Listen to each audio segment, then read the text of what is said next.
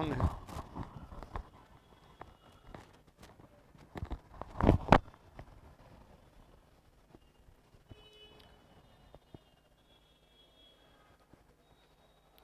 BPSC की तैयारी करने वाले स्टूडेंट्स के लिए सबसे प्रमुख समस्या मुख्य परीक्षा में होती है। In main examination there are many problems with students what to write and how to write.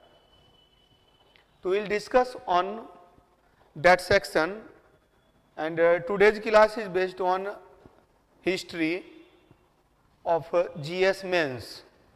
तो आज की क्लास जो है मुख्य परीक्षा में इतिहास से संबंधित है, मुख्य परीक्षा में जीएस के इतिहास से संबंधित है। ये ऑप्शनल के लिए नहीं है, ऐच्छिक विषय के लिए नहीं है। यहाँ हम लोग डिस्कस करेंगे जीएस हिस्ट्री की, जो जीएस के किस पोर्शन में पड़ता है। इन सब पर चर्चा करने के लिए पहले हम लोग सिलेबस को देखते हैं। At first one overview on syllabus. तो first of all we are studying mains BPSC examination, we are studying for BPSC examination and this is completely centered on mains examination. तो ये पूरी तरह से मुख्य परीक्षा पर केंद्रित है और मुख्य परीक्षा में मेंस में हम लोग बात कर रहे हैं जीएस की। Today we will talk about GS.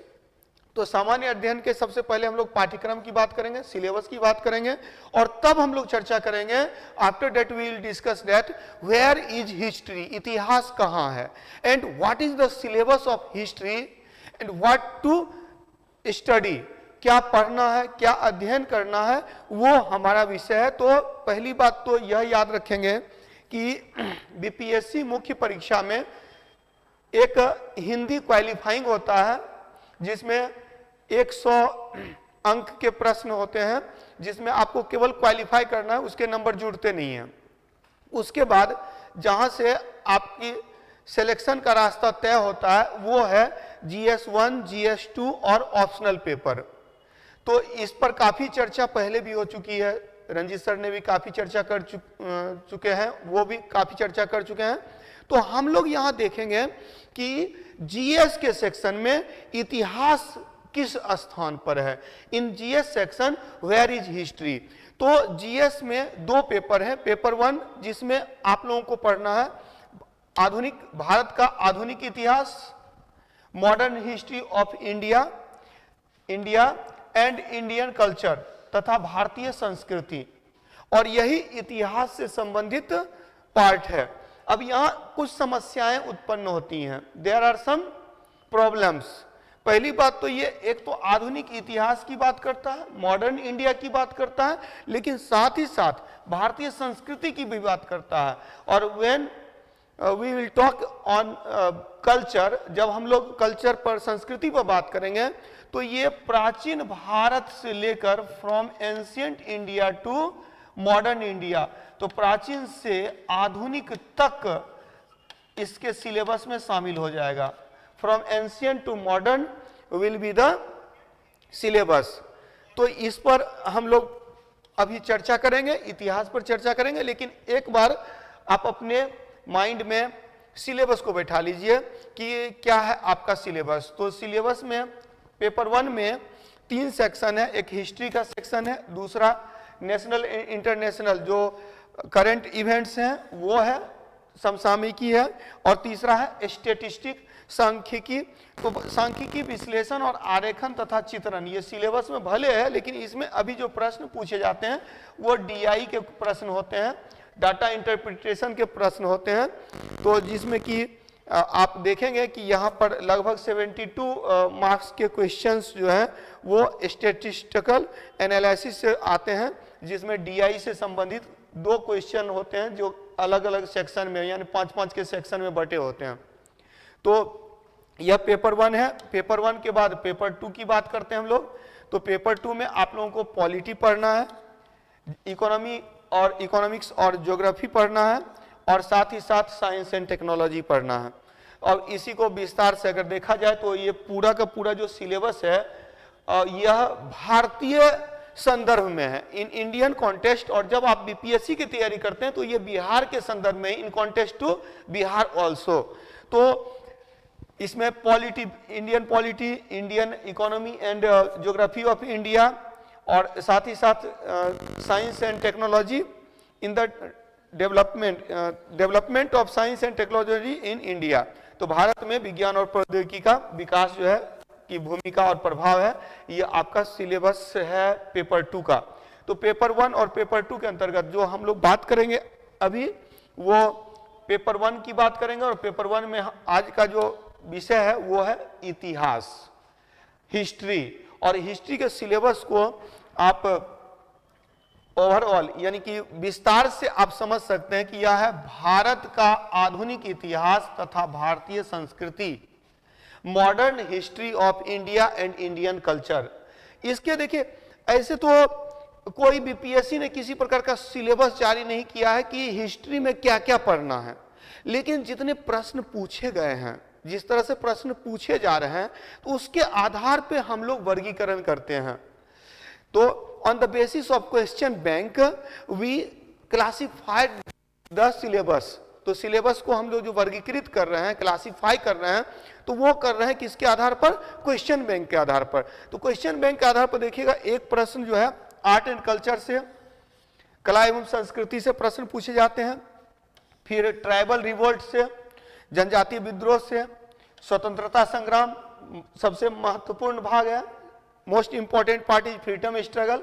Then personalities, ये देखिएगा हाल फिलहाल में अभी 65वीं और 66वीं के जो एग्जाम हुए हैं, तो उसमें भी देखते हुए आप देखेंगे कि पर्सनैलिटी बहुत इंपॉर्टेंट हो गया है। जहां आप देखेंगे पहले गांधी जी, जवाहरलाल नेहरू और रविंद्रनाथ टैगोर, इन पर केंद्रित रहता था, और कुछ अक्सर एक प्रश्न पूछा जाता था जो स्वामी सहजानंद सरस्वती से संबंधित था। लेकिन आजकल देखेंगे इसका थोड़ा विस्तार हो गया है। जब हम लोग इंडियन फ्रीडम स्ट्रगल की बात करते हैं तो इसका एक विस्तृत स्वरूप है, और अनेक पर्सनैलिटी हैं जो इनसे रिलेटेड हैं, जो बिहार से संबंधित हैं।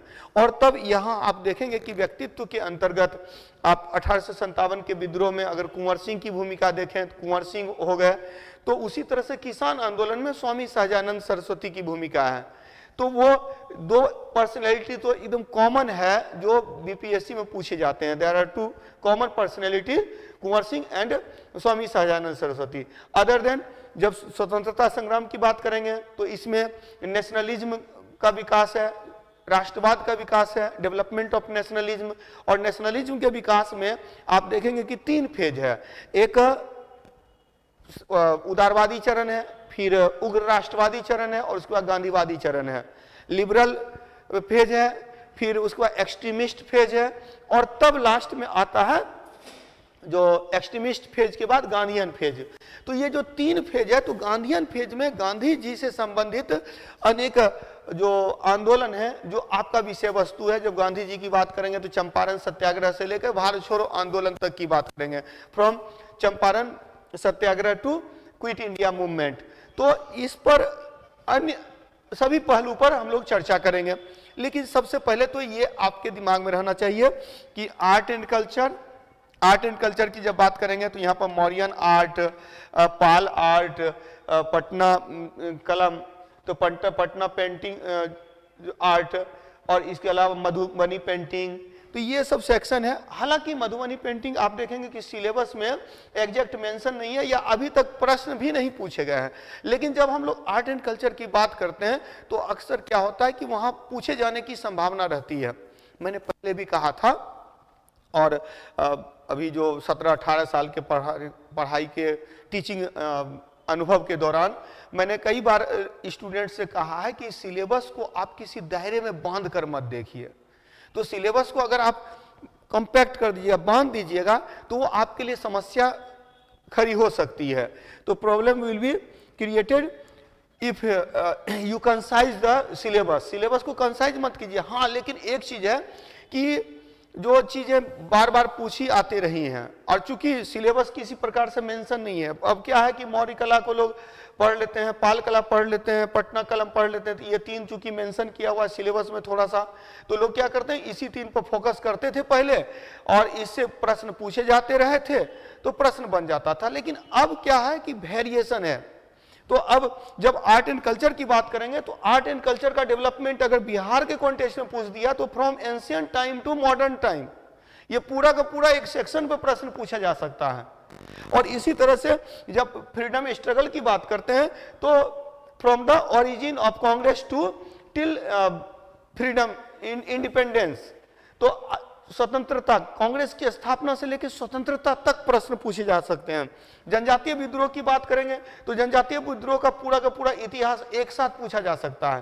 पहले हम लोग इंडिविजुअल पढ़ लेते थे कुछ सेक्शन को, कि मौर्य कला पाल कला पढ़ लिया और पटना कलम पढ़ लिया तो उसमें से एक आ जाएगा, संथाल और मुंडा विद्रोह पढ़ लिया, यानी कि जो ये बिरसा आंदोलन है, बिरसा आंदोलन और संथाल विद्रोह पढ़ लिया तो उससे एक प्रश्न आने की संभावना रहती है। स्वतंत्रता आंदोलन में कुंवर सिंह को पढ़ लिया 1857 के विद्रोह को, और उसके बाद गांधी जी से संबंधित जो आंदोलन है उसको पढ़ लिया, चंपारण सत्याग्रह, असहयोग आंदोलन, सविनय अवज्ञा आंदोलन और भारत छोड़ो आंदोलन। तो इसमें से और व्यक्तित्व के स्तर पर जब रविन्द्रनाथ टैगोर को पढ़ लिया, और साथ ही साथ जो है जवाहरलाल नेहरू, रविन्द्रनाथ टैगोर और स्वामी सहजानंद सरस्वती को पढ़ लिया। और इसके अलावा एक जो क्वेश्चन अक्सर रिपीटेड रहे हैं वो है पाश्चात्य शिक्षा का विकास, तकनीकी शिक्षा का विकास, साथ ही साथ इसमें तो पाश्चात्य शिक्षा का विकास, तकनीकी शिक्षा का विकास और जो सामाजिक सांस्कृतिक पहलू है जिसमें कि समाज सुधार आंदोलन वगैरह है, तो वो सब प्रश्न जो है बनने की संभावना रहती है। तो अब किसी प्रकार के सिलेबस को हम लोग बांध कर नहीं देख सकते हैं, तो syllabus can't be binded by a certain part, मतलब कि किसी एक निश्चित भाग में बांध कर नहीं देखा जा सकता है। तो इसको आप लोग, इसको मैं इलोबरेट करता हूं, मतलब इसको एक्सप्लेन कर रहा हूं। और वी आर स्टडिंग हिस्ट्री, हम लोग इतिहास पढ़ रहे हैं, और ये ऑप्शनल के पॉइंट ऑफ व्यू से नहीं, जीएस के पॉइंट ऑफ व्यू से। और जीएस में हम लोग पढ़ रहे हैं जो बीपीएससी के पॉइंट ऑफ व्यू से पढ़ रहे हैं। तो बीपीएससी के पॉइंट ऑफ व्यू से जब हम लोग चर्चा करते हैं, हालांकि बीपीएससी और यूपीएससी में कोई खास फर्क नहीं है। और आज के डेट में देखिएगा, अगर आपका अप्रोच जब तक यूपीएससी वाली नहीं होगी, यूपीएससी मतलब सिविल सर्विसेज के का एक ही अप्रोच होता है, तो उस अप्रोच पर हम लोग चर्चा करेंगे। लेकिन अभी आप अपने दिमाग बैठाइए कि सिलेबस को कैसे हम लोग बांट सकते हैं। तो एक तो कला एवं संस्कृति, जनजातीय विद्रोह, स्वतंत्रता आंदोलन, व्यक्तित्व, शिक्षा एवं अन्य बिंदु, इसका पीडीएफ भी आप लोगों को अवेलेबल हो जाएगा।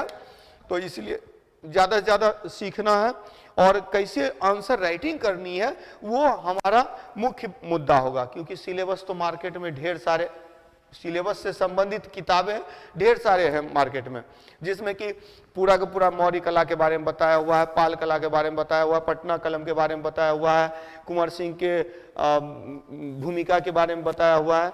तो ऐसी बहुत सारी किताबें हमारे पास मार्केट में अवेलेबल है जिससे कि हम स्टडी कर लेते हैं। लेकिन इसके बावजूद सबसे बड़ी समस्या यह होती है कि लिखे कैसे और किस प्रकार से शुरू किया जाए, किस प्रकार से अंत किया जाए। तो इन सब पे भी चर्चा करूंगा। लेकिन आप याद रखेंगे कि कोई भी सब्जेक्ट हो, चाहे वो हिस्ट्री हो, पॉलिटी हो, इकोनॉमिक्स हो, ज्योग्राफी हो, कोई भी पेपर है, तो किसी भी पेपर की जो तैयारी की जाती है वो केवल सिलेबस से तैयारी नहीं की जाती है, पूछे गए प्रश्नों के आधार पर तैयारी की जाती है कि आपको लिखना किस प्रकार से है। दूसरी बात याद रखिएगा, हर प्रश्न का उत्तर उस प्रश्न में ही छिपा होता है। Answer of every question is hidden in that question. तो आपको ये पहले समझना होगा कि क्वेश्चन कह क्या रहा है।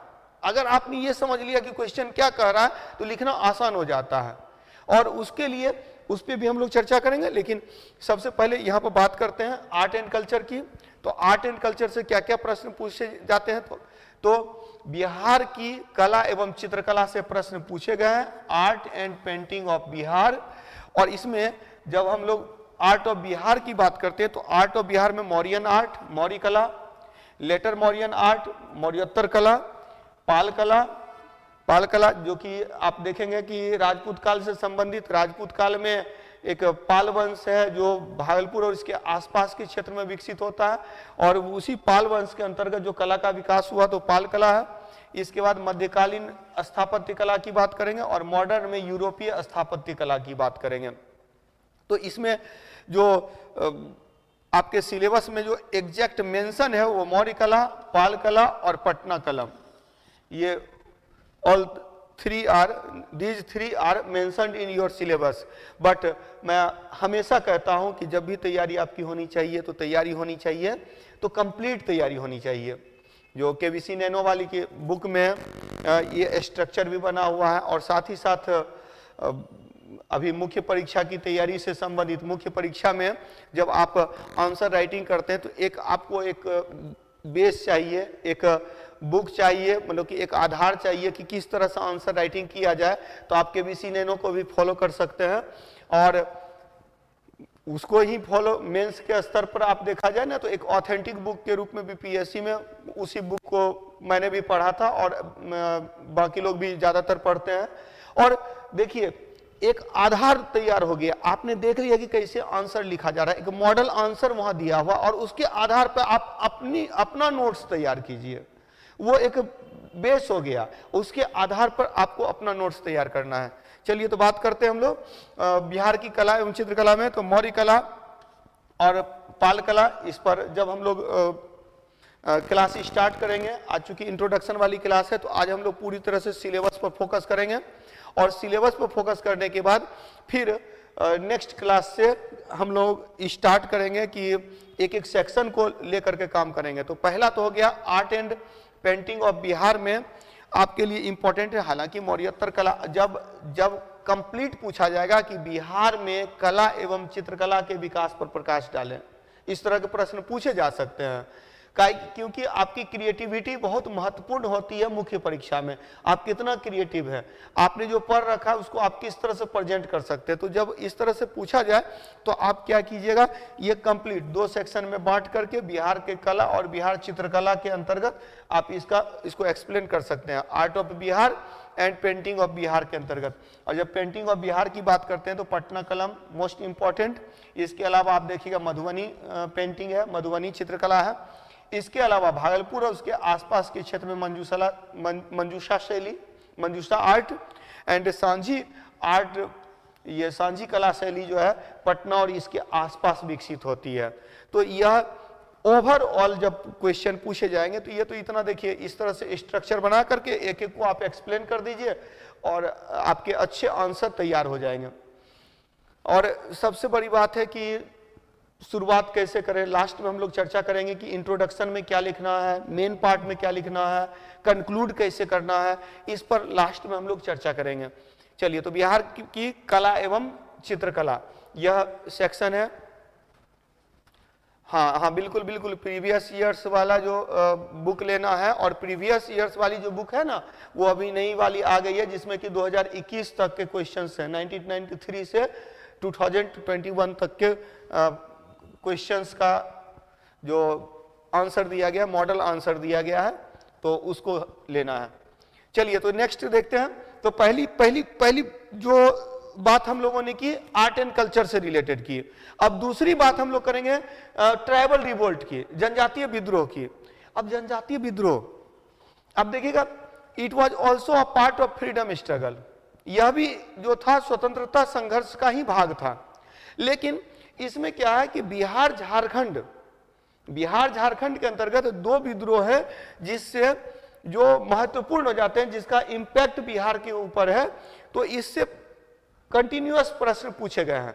लोग पहले क्या करते थे, दोनों को रट लेते थे, हो जाता था। लेकिन अब क्या है कि अब जनजातीय विद्रोह को भी आपको समझना होगा कि जनजातीय विद्रोह क्यों हुआ, जनजातीय विद्रोह की क्या पृष्ठभूमि थी, तो what was the background of tribal revolt, और ट्राइबल रिवोल्ट के क्या क्या कौन कौन से फैक्टर थे, कौन कौन से कारक थे। ट्राइबल रिवोल्ट को अंग्रेजों ने क्या क्या दबा दिया, it was suppressed by British government. तो इस विभिन्न बिंदुओं पर अब चर्चा करने की जरूरत है और विभिन्न बिंदुओं को साथ में पढ़ने की आवश्यकता है। मैं बार बार बता रहा हूं कि इतिहास से संबंधित जो आपकी पूर्व धारणा है उसको खत्म करना है, क्योंकि अभी जो 60-62वीं के बाद 62 के बाद जो सिलेबस में परिवर्तन आए हैं, जिस तरह से प्रश्न पूछने की प्रवृत्ति में परिवर्तन आया है, जो चेंजेज हो रहे हैं क्वेश्चन करने में, क्वेश्चन में जो चेंजेज आ रहे हैं उस चेंजेज को भी समझना है। तो ये संथाल विद्रोह जिसमें सिद्धू और कान्हू की भूमिका है, उसके दो भाई भी हैं, बहन भी है, 2 भाई हैं और उनकी बहनें भी हैं, उनकी भूमिका है। और संथाल विद्रोह जो संथाल का क्षेत्र है तो छोटा नागपुर क्षेत्र में, और इसके बाद जो है सो बिरसा आंदोलन, ये बिरसा मुंडा का आंदोलन है। तो ये 2 सेक्शन है जहां से प्रश्न ऐसे पूछे जाते रहे, लेकिन अब क्या है, अब उसकी प्रवृत्ति में परिवर्तन आया। ओवरऑल जनजातीय विद्रोह क्या है और बिहार के संदर्भ में इसका क्या महत्व है, इस तरह के प्रश्न पूछे जा सकते हैं।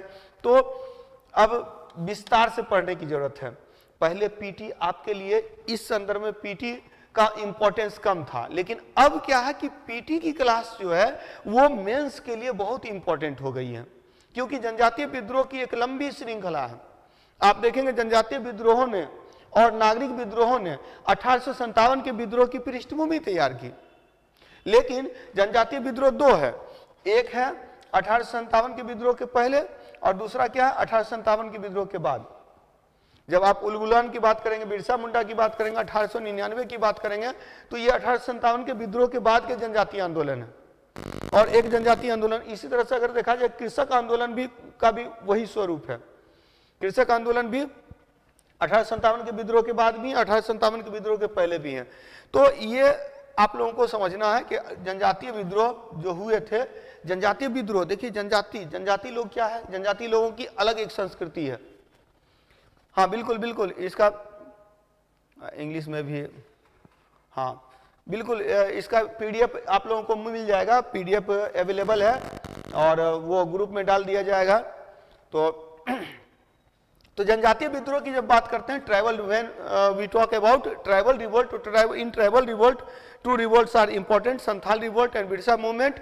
And other than these 2 revolts, इन दोनों विद्रोह के अतिरिक्त आपको ट्राइबल रिवोल्ट के बैकग्राउंड इसके जो रीजन्स जो इसके कारण है, कारण को जानना है, साथ ही साथ इसके क्या परिणाम हुए, रिजल्ट, तो इन सब को आपको समझना है। तो और ये पूरे डेवलपमेंट के रूप में जनजातीय विद्रोह से प्रश्न पूछे जाते रहे। चलिए आगे हम लोग चर्चा करते हैं। तो सबसे पहले हम लोगों ने चर्चा की किसकी, आर्ट एंड कल्चर की, फिर किस पे आए, जनजातीय विद्रोह, ट्राइबल रिवोल्ट, देन स्वतंत्रता संग्राम, फ्रीडम स्ट्रगल की बात करेंगे। तो फ्रीडम स्ट्रगल को बहुत सारे लोग क्या करते हैं, 1885 में कांग्रेस की स्थापना के बाद, after the establishment of Congress, जो freedom struggle started, freedom struggle की शुरुआत होती है, कुछ लोगों की मान्यता है। लेकिन आप देखेंगे 1885 में आखिर कांग्रेस की स्थापना क्यों हुई, why Congress was established in 1885। तो क्योंकि इससे पहले अंग्रेजों के विरुद्ध एक प्रतिक्रिया, व्यापक रूप से प्रतिक्रिया जो हुई थी, वो 1857 के विद्रोह में हुई थी। In the revolt of 1857 it was the reaction against British government. और ये जो ब्रिटिश गवर्नमेंट के अगेंस्ट जो रिएक्शन है, it was suppressed by British government. तो ब्रिटिश सरकार के द्वारा उसको दबा दिया गया। और तब हम लोगों ने एहसास किया, वी फेल्ट दैट कि direct we can't fight directly with British government. तो हम लोग ब्रिटिश सरकार से सीधे सीधे लड़ नहीं सकते हैं। On with the help of arms we can't win by against British rule. तो ब्रिटिश शासन के विरुद्ध हम लोग हथियार के बल पर जीत नहीं सकते हैं। और तब यहां आया कि हमें संगठनात्मक प्रयास करना चाहिए कि organisational effort should be important, तो महत्वपूर्ण होनी चाहिए। तो और तब क्या हुआ की ऑर्गेनाइजेशन बनना शुरू हुआ और आप देखेंगे कि देयर वेर मेनी ऑर्गेनाइजेशंस, बहुत सारे संगठन हैं बिफोर 1885, 1885 के पहले अनेक संगठन बने और at last on all India level, अखिल भारतीय स्तर पर कांग्रेस की स्थापना हुई। And after the establishment of Congress, Congress की स्थापना के बाद क्या हुआ, it was Congress led the freedom struggle. तो फ्रीडम स्ट्रगल को, स्वतंत्रता आंदोलन को कांग्रेस ने नेतृत्व प्रदान किया। तो ये आपको समझना है कि कांग्रेस की स्थापना से पहले रिवोल्ट ऑफ 1857 ने, 1857 के विद्रोह ने कांग्रेस की स्थापना की पृष्ठभूमि बनाई। The background of establishment of Congress was created by revolt of 1857, 1857 का विद्रोह। तो यहां पर और जब हम लोग बिहार के संदर्भ में, in contest to Bihar, when we study about revolt of 1857, जब हम लोग 1857 के विद्रोह को पढ़ते हैं तो वहां एक व्यक्ति विशेष की भूमिका है, दैट वाज कुंवर सिंह। तो कुंवर सिंह की भूमिका है, कुंवर सिंह पर केंद्रित है 1857 का विद्रोह। तो 1857 के विद्रोह में कुंवर सिंह ने न केवल नेतृत्व किया, बल्कि देखिएगा 1857 के विद्रोह को बिहार में एक विशेष रूप देने का प्रयास किया। आप देखेंगे कि 1857 के विद्रोह के बारे में कहा जाता है कि यह नेशनल रिवोल्ट नहीं था, यह राष्ट्रीय विद्रोह नहीं था क्योंकि भारत के बहुत सारे क्षेत्र थे जिसमें 1857 का विद्रोह नहीं हुआ था। लेकिन 1857 के विद्रोह को नेशनल जो फॉर्म है वो देने का प्रयास किया था कुंवर सिंह ने। कुंवर सिंह जाकर के सहयोग लेना चाहते हैं तो ये कानपुर भी जाते हैं, अवध जाते हैं और वहां से सहयोग लेने का प्रयास करते हैं। तो इस पर हम लोग विस्तार से चर्चा करेंगे जब 1857 का विद्रोह पढ़ेंगे। इसके बाद है राष्ट्रवाद के चरण, फेजेज ऑफ नेशनलिज्म।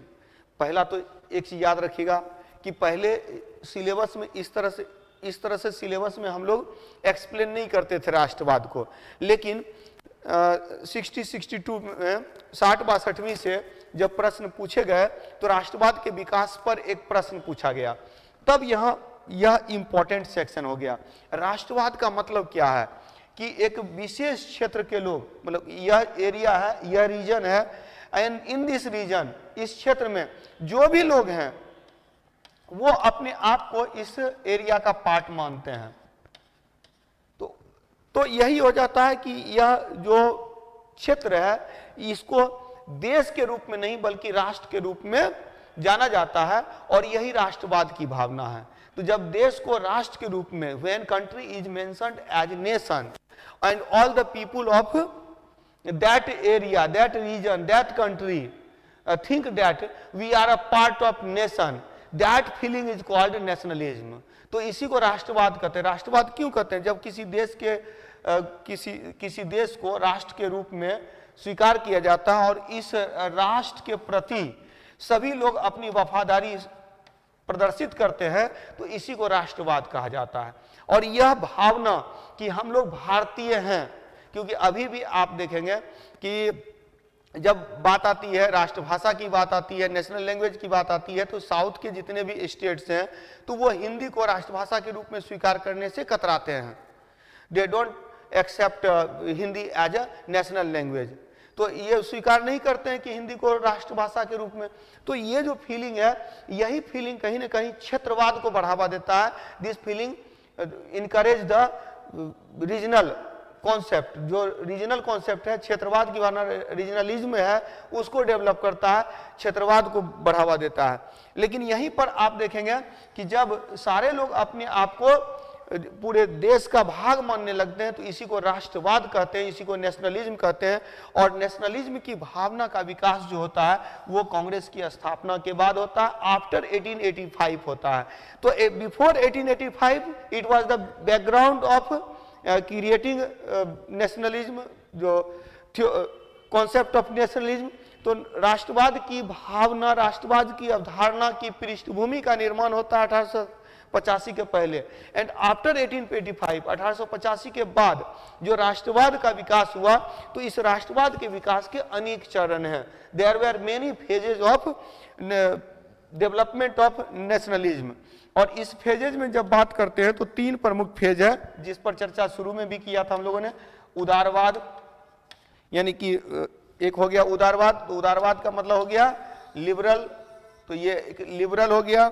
दूसरा हो गया एक्सट्रीमिस्ट, उग्र राष्ट्रवाद, उग्र राष्ट्रवाद, एक्सट्रीमिस्ट उग्र राष्ट्रवाद। और देन गांधीवाद, गांधीयन फेज। तो there were 3 phases of liberal phase, राष्ट्र, ये उदारवादी चरण है। उदारवादी चरण में क्या था, तो अंग्रेजों के सहयोग से with the help of British rule, तो ब्रिटिश शासन के सहयोग से we want to get rights, हम लोग क्या कर रहे थे, we wanted to get rights, तो हम लोग अधिकार प्राप्त करना चाहते थे। यहाँ किसी प्रकार का कॉन्सेप्ट नहीं कि अंग्रेज को मार के भगा देना है, तो यहाँ मतलब अंग्रेजों के अगेंस्ट ब्रिटिशर्स मतलब कि जाने की बात ही नहीं थी। There were no any concept against British rule, तो ब्रिटिश रूल के विरुद्ध कोई प्रतिक्रिया नहीं थी। मतलब कि यहाँ एक तरह से देखा जाए तो ब्रिटिश शासन का सहयोग लेना था, सहयोग लेना था। तो ये उदारवाद का चरण है, तो लिबरल फेज है। देन है उग्र राष्ट्रवाद। उग्र राष्ट्रवाद, जब उदारवाद फेल हो जाता है तो ये एक्सट्रीमिस्ट फेज, एक्सट्रीमिस्ट उग्र राष्ट्रवाद की विचारधारा आती है। और तब देन गांधीयन फेज, और तब गांधी जी की विचारधारा आती है। गांधी जी की विचारधारा, बहुत लोग कहते हैं कि यह उदारवादी विचारधारा ही नहीं, लेकिन उदारवादी विचारधारा से भिन्न है गांधी जी की विचारधारा, क्योंकि उदारवादी विचारधारा में विरोध नहीं था। There were no any concept of oppose, तो यहाँ ओपोज की बात नहीं थी उदारवाद में, लेकिन गांधीवाद में विरोध था, ओपोज था। लेकिन ये जो विरोध था वो किस प्रकार से, तो ये अहिंसात्मक, नॉन वायलेंस के साथ, यानी कि उदारवाद की जो विचारधारा थी वो अब यहाँ पर बहिष्कार के साथ में थी, यानी कि यहाँ विरोध था और विरोध के साथ साथ उदारवाद था। तो ये गांधीवाद में, जहां की आप देखेंगे कि ट्रूथ एंड नॉन वायलेंस, सत्य और अहिंसा, सत्य और अहिंसा, ये 2 नए हथियार का प्रयोग गांधी जी ने किया था। 2 new arms were used by Gandhi ji. अब ये गांधी जी के हथियार थे, सत्य और अहिंसा। और इन्होंने एक नया कॉन्सेप्ट लाया, new concept was introduced by Gandhi ji, that was satyagraha, सत्य के लिए आग्रह। अब सत्याग्रह क्या है वो भी आपके लिए इंपॉर्टेंट है। पहले क्या होता था कि गांधी जी का जो दर्शन है, philosophy of Gandhi ji, were not asked in previous years questions in GS history, तो GS हिस्ट्री में नहीं पूछे गए, वहां ज्यादातर जो प्रश्न पूछे गए वो गांधी जी के नेतृत्व से संबंधित पूछे गए। लेकिन अब क्या है कि इंडिविजुअल उससे क्वेश्चंस पूछे जा सकते हैं, यानी सत्याग्रह पर क्वेश्चन पूछा जा सकता है, सर्वोदय पर प्रश्न पूछा जा सकता है। पहले था कि ओवरऑल पूछा जाता था, तो ओवरऑल गांधी जी की विचारधारा है उससे प्रश्न पूछे जाते थे। लेकिन हो सकता है कि अब इंडिविजुअल भी पूछे जाएं, सत्याग्रह से प्रश्न पूछे जा सकते हैं, सर्वोदय से प्रश्न पूछे जा सकते हैं, अहिंसा से प्रश्न पूछे जा सकते हैं। तो जो गांधी जी बहुत ही इंपॉर्टेंट सेक्शन है, Gandhi ji an important section in Indian history, in Indian freedom struggle, भारतीय स्वतंत्रता संग्राम में, तो उस पर हम लोग अलग से गांधी जी पर एक सेक्शन ही देख लेंगे, क्योंकि पर्सनैलिटी से रिलेटेड भी हैं तो वहां भी हम लोगों को पढ़ना है। लेकिन यहाँ देखेंगे राष्ट्रवाद के चरण के अंतर्गत उदारवाद की जो विचारधारा, जिसमें नरम दल है और उसके बाद यहाँ पर गरम दल आ जाते हैं उग्र राष्ट्रवाद में। और तब गांधी जी के अंतर्गत एक नया कॉन्सेप्ट आता है, सत्याग्रह का कॉन्सेप्ट आता है। A new concept of satyagraha was introduced by Gandhi ji. चलिए, तो स्वतंत्रता संग्राम के अंतर्गत, स्वतंत्रता आंदोलन के अंतर्गत ये 2 सेक्शन आपके लिए इंपॉर्टेंट है। एक तो 1857 का विद्रोह, revolt of 1857, and then phases of nationalism. Now personality, अब हम लोग बात करते हैं व्यक्तित्व की। तो पर्सनैलिटी की बात करेंगे तो पहले क्या था ना कि तीन पर्सनैलिटी को पढ़ लेते थे, काम चल जाता था, या उसमें एक और स्वामी सहजानंद सरस्वती को शामिल कर लेते थे, काम चल जाता था।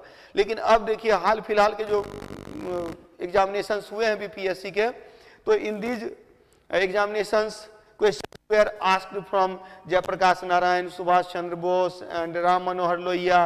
तो दीज आर द पर्सनैलिटीज। अब इसके अलावा भी हो सकता है, जैसे कि आप देखेंगे जो जयप्रकाश नारायण की पत्नी है प्रभावती देवी है, तो उनसे संबंधित प्रश्न पूछे जा सकते हैं। या और भी जो लोग हैं जैसे पीर अली है, जो कुंवर सिंह के साथ 1857 के विद्रोह में एक और व्यक्ति जो महत्वपूर्ण होते हैं बिहार से संबंधित, तो उनसे संबंधित प्रश्न पूछे जा सकते हैं। तो आपको क्या करना है, व्यक्तित्व से जब प्रश्न पूछे जाने की संभावना है वो that is related to Indian freedom struggle, वो भारतीय स्वतंत्रता संघर्ष से ही संबंधित है।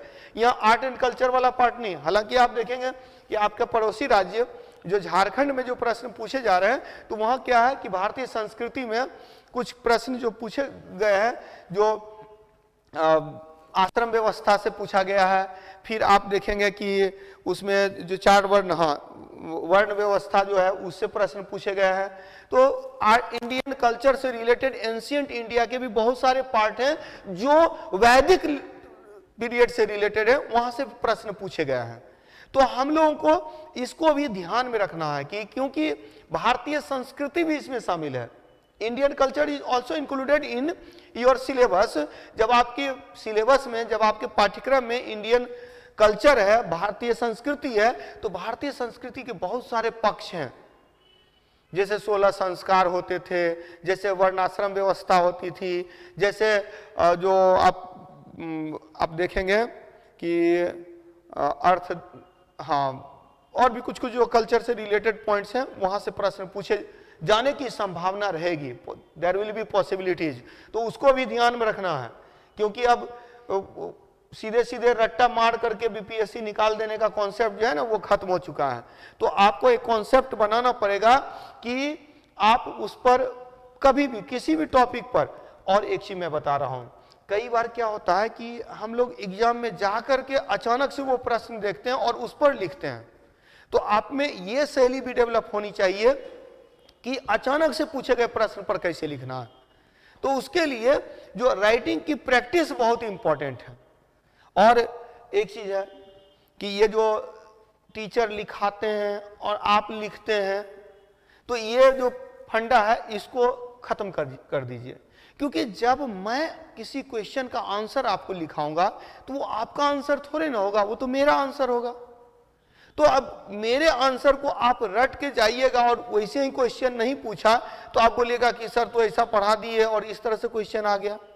तो ये अपने कई जगह पर इसी तरह के कार्य किए जाते हैं कि लोग क्या कर रहे हैं, मेंस में लिखा रहे हैं। और एक चीज जान लीजिए, जिस इंस्टीट्यूट में या जहां कहीं भी इस तरह से आपको लिखवाया जाता है, वो आपको बेवकूफ बना रहा है। क्योंकि मुख्य परीक्षा में आपको लिखना, आपको अपनी क्रिएटिविटी दिखानी है। तो आप में वो लेखन कला की शैली होनी चाहिए। Writing art will be in your self. तो आपके अंदर में होनी चाहिए, आपको अपने आप में होनी चाहिए, ना कि वो दूसरे के आंसर को आपको लिखना है।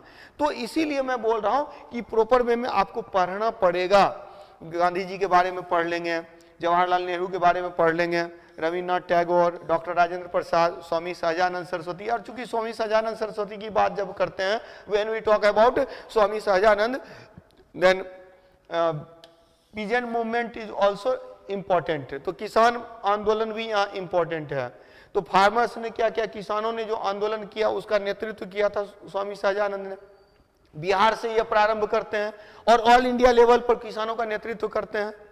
हालांकि अवध किसान सभा का गठन सबसे पहले किया गया था, लेकिन जो नेशनल फॉर्म दिया गया पीजेंट मूवमेंट को, फार्मर मूवमेंट को, तो पीजेंट मूवमेंट को, जो किसान आंदोलन को राष्ट्रीय स्वरूप प्रदान किया, वो स्वामी सहजानंद ने किया था। और इसके बाद जब हम लोग जयप्रकाश नारायण की बात करते हैं, तो जयप्रकाश नारायण का भी 2 फेज है। एक है क्विट इंडिया मूवमेंट में, भारत छोड़ो आंदोलन में, और दूसरा है बाद में जो संपूर्ण क्रांति के अंतर्गत।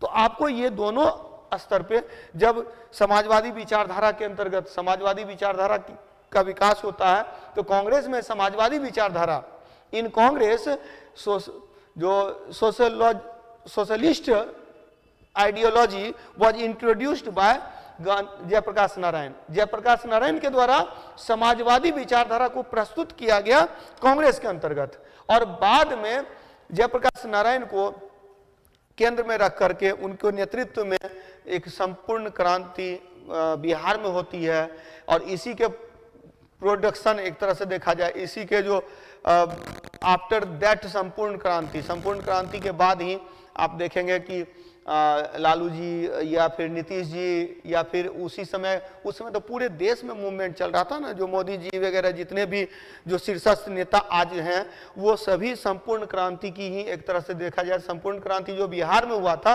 और वहीं पर जो पूरे भारतवर्ष में जो इंदिरा गांधी जी की सरकार थी उसके अगेंस्ट में जो मूवमेंट हो रहे थे तो उनके अंतर्गत इन नेतृत्व का विकास हुआ। तो चूंकि यह एक चीज और इतिहास के संदर्भ में अक्सर कहता हूं कि इतिहास केवल कल की घटना नहीं है, ये आज तक को प्रभावित करती है। तो आप एक चीज तो याद रखिएगा कि जब भी आप आंसर राइटिंग करते हैं तो उसको कनेक्ट कीजिए टुडे से, कि इसका इंपैक्ट आज किस प्रकार से, मतलब आज के संदर्भ में इसको किस प्रकार से देखे जाने की आवश्यकता है। तो ये आपके लिए इंपॉर्टेंट है। ओके, जयप्रकाश नारायण, आफ्टर राम मनोहर लोहिया, सुभाष चंद्र बोस, तो इन सब को हम लोग विस्तार से पढ़ेंगे। जो सिलेबस में मैं अभी मेंशन कर रहा हूं इन सब को क्लास के स्तर पर पढ़ाया जाएगा। और क्लास के स्तर पर क्या किया जाएगा, in classes notes will be available, notes भी दिए जाएंगे। और साथ ही साथ क्या होगा कि हम लोग जो प्रीवियस ईयर्स के क्वेश्चंस है, प्रीवियस ईयर्स के क्वेश्चंस के साथ साथ इसको कनेक्ट करेंगे, मतलब नोट्स को कनेक्ट करेंगे, ठीक है। इसके बाद व्यक्तित्व के बाद, पर्सनैलिटी के बाद जो अगला सेक्शन आता है वो है शिक्षा एवं अन्य बिंदु। सबसे पहले हम लोगों ने क्या किया, आर्ट एंड कल्चर। तो आर्ट एंड कल्चर, तो कला एवं संस्कृति। फिर किया हम लोगों ने जनजातीय आंदोलन, जनजातीय आंदोलन के बाद फिर स्वतंत्रता संघर्ष किया। स्वतंत्रता संघर्ष के बाद एक पर्सनैलिटी वाला सेक्शन था और एट लास्ट कुछ रिलेवेंट टॉपिक्स हैं जो अदर टॉपिक्स हैं जो अक्सर पूछे जाते रहे हैं। केवल हम लोग जब वेस्टर्न एजुकेशन की बात करते हैं, जब पाश्चात्य शिक्षा की बात करते हैं तो एक ओरिएंटल होता है और एक ऑक्सीडेंटल होता है। तो इसी में जो है सो जो पाश्चात्य है, वेस्टर्न एजुकेशन है, वेस्टर्न एजुकेशन पर कई बार प्रश्न पूछे गए। अब देखिए वेस्टर्न एजुकेशन का क्या महत्व है कि जब ब्रिटिश शासन यहाँ स्थापित हुई, after the establishment of British rule, यहाँ जो शिक्षा का विकास हुआ, डेवलपमेंट ऑफ एजुकेशन है, उस डेवलपमेंट एजुकेशन को वेस्टर्न एजुकेशन के कॉन्टेक्स्ट में देखेंगे। और इसमें बहुत सारी बातें हैं। हालांकि आप देखेंगे कि शिक्षा का विकास जब भारत में हुआ तो बहुत सारे लॉ लाए गए, बहुत सारे रूल्स बने। सबसे पहले 1813 की बात करेंगे, जब 1813 की बात करेंगे, in the charter of 1813 1 lakh रुपये वार्षिक खर्च करने का प्रावधान, भारतीयों की शिक्षा पर खर्च करने का प्रावधान लाया गया। तो ये जो था भारतीयों की शिक्षा पर 1 लाख रुपये वार्षिक खर्च करने का क्या मतलब था, मतलब ये था कि जो भारतीय हैं, भारतीयों को नौकर बना कर रखना चाहती थी ब्रिटिश सरकार, लेकिन उनकी भाषा अंग्रेजी समझ में आएगी उनको तब ना, तो ऐसे में उनको अंग्रेजी सिखाना पड़ेगा। तो अंग्रेजी सिखाने के लिए यहीं से देखिए जो इंग्लिश जो है एक तरह से, लेकिन एक चीज और याद रखना है, जो पाश्चात्य शिक्षा है कई बार लोग क्या करते हैं, इसका विरोध करते हैं कि पाश्चात्य शिक्षा का विकास जो था अंग्रेजों ने अपने हित के लिए किया था। उन्होंने अंग्रेजी को यहाँ इसीलिए लाया क्योंकि यहाँ काम करने में असुविधा हो रही थी, इसीलिए वो अंग्रेजी को इंट्रोड्यूस किया। लेकिन आप देखेंगे कि पाश्चात्य शिक्षा के विकास से राष्ट्रवाद का भी विकास हुआ, क्योंकि तमिलनाडु के लोग तमिल बोल रहे हैं, कर्नाटक के लोग कन्नड़ बोल रहे हैं, आंध्र प्रदेश के लोग तेलुगु बोल रहे हैं। तो ये अलग अलग भाषाएं बोली जा रही हैं, अब सब अंग्रेजी बोलने लगे तो एक कनेक्टिंग लैंग्वेज डेवलप हुआ। तो वेस्टर्न एजुकेशन को एक कनेक्टिंग पॉइंट के रूप में भी देखे जाने की आवश्यकता है। तो इससे क्या हुआ कि पाश्चात्य शिक्षा का विकास अगर अंग्रेजों ने अपने हित के लिए किया तो साथ ही साथ इसका क्या हुआ इंपैक्ट, इस पे पड़ा कि नेशनलिज्म वाज डेवलप्ड। तो क्या हुआ, राष्ट्रवाद का विकास हुआ after the development of western education. तो वेस्टर्न शिक्षा, पाश्चात्य शिक्षा के विकास के बाद राष्ट्रवाद का विकास भी हुआ। फिर तकनीकी शिक्षा की बात करेंगे तो तकनीकी शिक्षा में भी वही पॉइंट है। हालांकि तकनीकी शिक्षा जो टेक्निकल एजुकेशन है, it was developed for the two support British rule, तो ब्रिटिश शासन के सपोर्ट के लिए डेवलप किए गए। लेकिन इससे क्या हुआ, डेवलपमेंट ऑफ इंडिया, तो इससे क्या हुआ, भारत का जो विकास है वह भी निर्धारित हुआ, it was also determined. Press, और जब हम लोग प्रेस की बात करेंगे, प्रेस की बात करेंगे तो डेवलपमेंट ऑफ प्रेस, तो प्रेस का जो विकास है, प्रेस के विकास में भी आप देखेंगे कि प्रेस का जो विकास हुआ तो इसमें एक महत्वपूर्ण भूमिका थी जो पुर्तगाली शासन की, पुर्तगाली लोग जब आए थे तो उन्होंने ही भारत में प्रिंटिंग प्रेस डेवलप किया था, और इस प्रिंटिंग प्रेस को फिर आगे डेवलप करने ब्रिटिश रूल ने इसको और प्रमोट किया, तो इसका प्रमोशन होता है ब्रिटिश रूल में। और उसके बाद एक और सेक्शन हम लोग देखेंगे, सामाजिक आर्थिक परिदृश्य। इसी में मैंने बताया था कि जब मजदूर आंदोलन की बात होती है, जब हम लोग किसान आंदोलन की बात करते तो किसान आंदोलन के साथ साथ यहाँ मजदूर आंदोलन भी विकसित हुआ, और साथ ही साथ यह समाज सुधार आंदोलन भी हुआ। Social reform was also started in this period. तो ब्रिटिश शासन के विरोध में, ब्रिटिश शासन का विरोध करते हुए हम लोगों ने क्या किया, एकजुटता दिखाई, और यह जो है हमारा जो आधुनिक भारत का निर्माण हुआ, आधुनिक बिहार का निर्माण हुआ।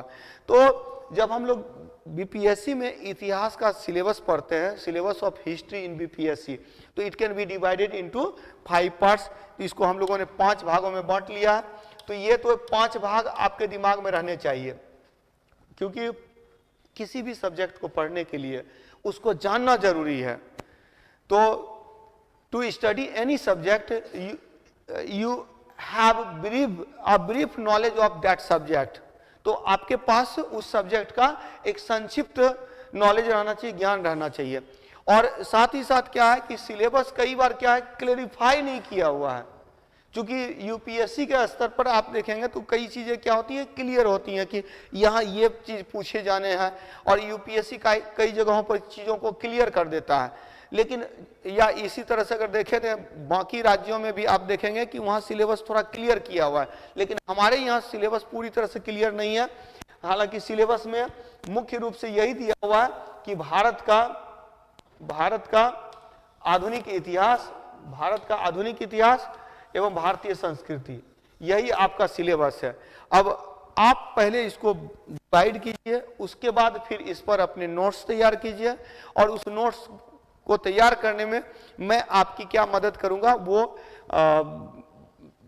आगे की क्लास में निर्धारित होगी। और वो मदद इस प्रकार की होगी कि आपको एक तो स्टडी मटेरियल उपलब्ध हो जाएगा, और स्टडी मटेरियल के साथ साथ आंसर राइटिंग की प्रैक्टिस करवाई जाएगी। आप आंसर लिख करके आप सेंड करेंगे तो वो आपका चेक भी किया जाएगा, और उस पर कितने मार्क्स आने चाहिए, क्या आप में क्या कमियां रही हैं, उन सबको निर्धारित किया जाएगा। लेकिन इससे पहले हम लोग क्या करते हैं कि थोड़ा सा देख लेते हैं कि आंसर राइटिंग किस प्रकार से करना है। और आंसर राइटिंग, तो ये सिलेबस क्लियर सबके दिमाग में बैठ गया है। भारत का आधुनिक इतिहास तथा भारतीय संस्कृति आपका सिलेबस है। इसमें आर्ट एंड कल्चर पढ़ना है, ट्राइबल रिवोल्ट पढ़ना है, फ्रीडम स्ट्रगल, पर्सनैलिटीज और एजुकेशन एंड अदर्स कुछ पॉइंट्स हैं वो पढ़ने हैं। सबको हम लोगों ने अलग अलग डिस्कस कर लिया। यह है बिहार की कला एवं चित्रकला, इसके बाद जनजातीय विद्रोह, देन स्वतंत्रता संघर्ष, फिर व्यक्तित्व पर्सनैलिटीज, शिक्षा एवं अन्य बिंदु। अब हम लोग यहाँ थोड़ा सा मैं आप लोगों को बता देना चाहता हूं कि किस प्रकार से आंसर राइटिंग करते हैं। तो first of all it should be in your mind, आपके दिमाग में होना चाहिए कि answer writing is a art. जो प्रश्नों का उत्तर लेखन एक कला है। In mains examination answer writing is an art, एक कला है।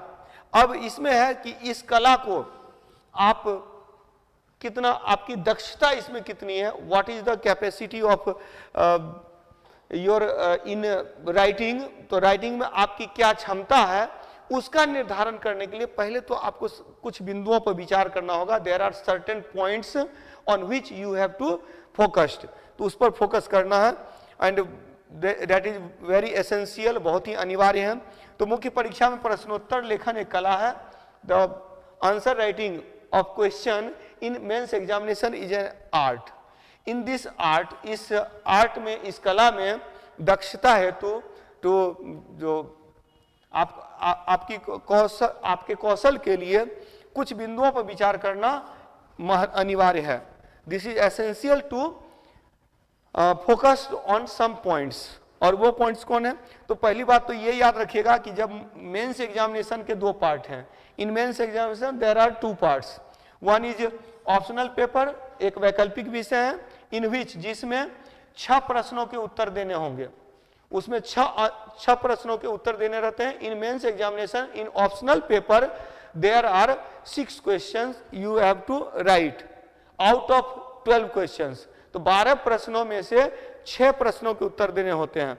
जबकि इन जनरल स्टडीज, जबकि जनरल स्टडीज में, सामान्य अध्ययन में, इन ईच पेपर, जो दोनों पेपर हैं, पेपर 1 और paper 2, you have to write 8 questions. तो आपको 8 प्रश्नों के उत्तर देने होंगे, 8 प्रश्नों के उत्तर देने होंगे।